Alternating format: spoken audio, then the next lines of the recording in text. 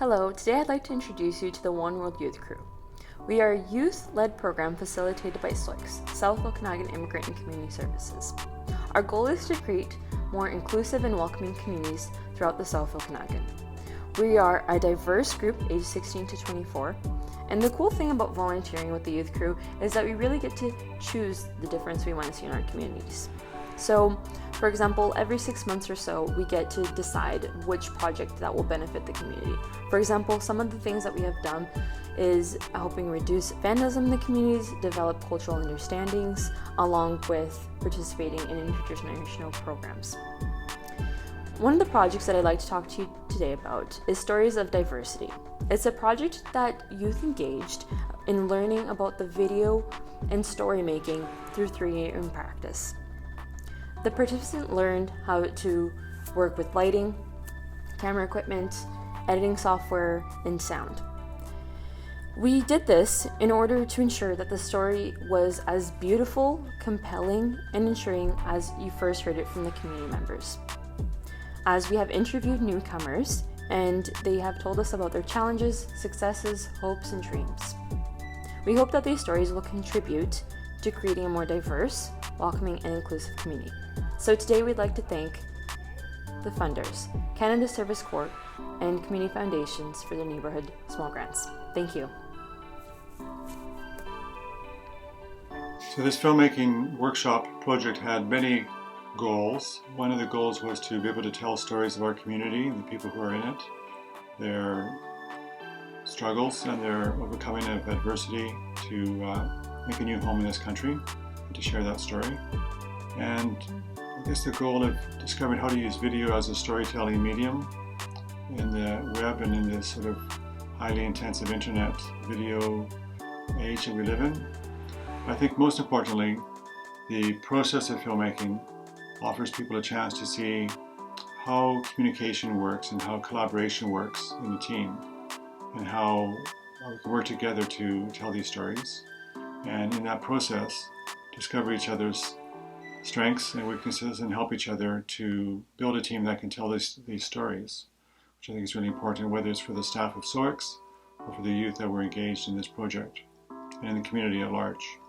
And so the idea of filmmaking for me is not just the idea of graduating more filmmakers, but the idea of graduating people who have a chance to experiment together, to think creatively, to overcome challenges, to create what doesn't exist quite yet, and to enjoy that process.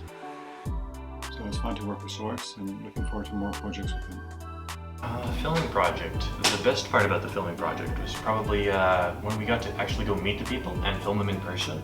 Like everything happened like snap of your fingers quick. Like, it was amazing.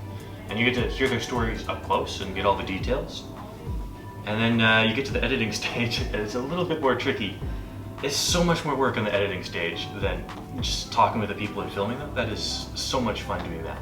I got to work with iMovie a little bit, and it was fun matching up the sound audio. So you have like 2 different sets of audio, and you use like the clapping sound, and then you match up the sounds, and then you mute the one that you don't want, and then you have the other one throughout the whole thing. And it was really fun doing that.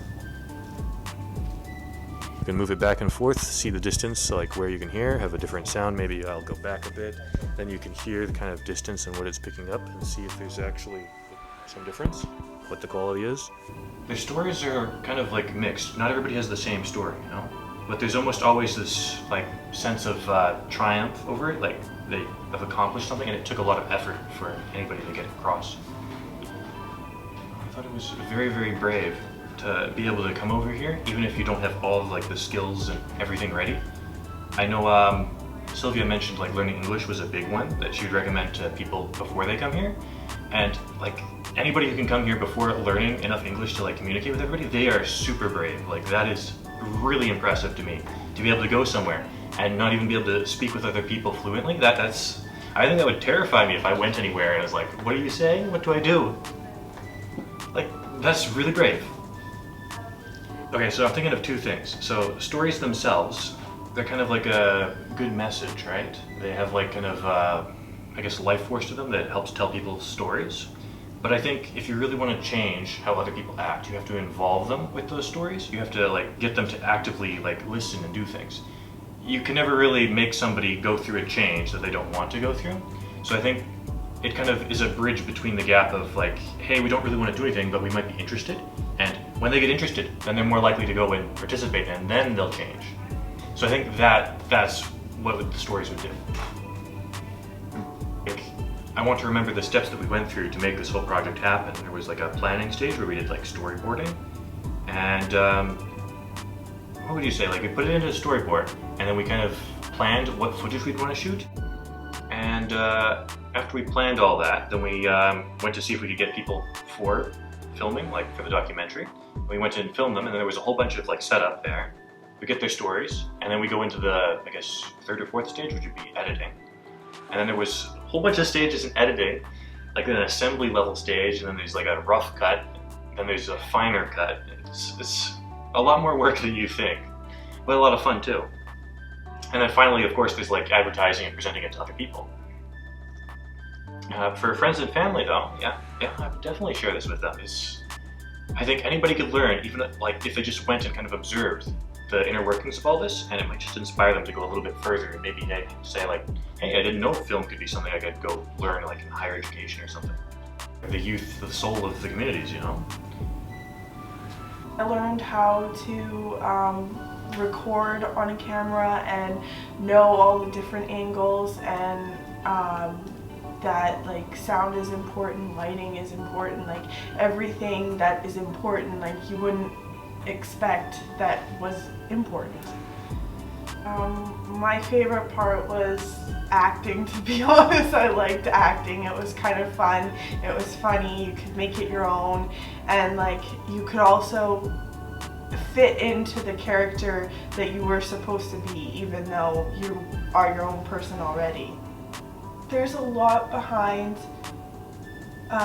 racism and all that kind of stuff about immigrants, and it's always so sad to hear that people struggle every single day through that. And even if they want to move to a different country and learn how to talk and learn all the different other ways, you never expect people have other ways of learning or even trying to like move.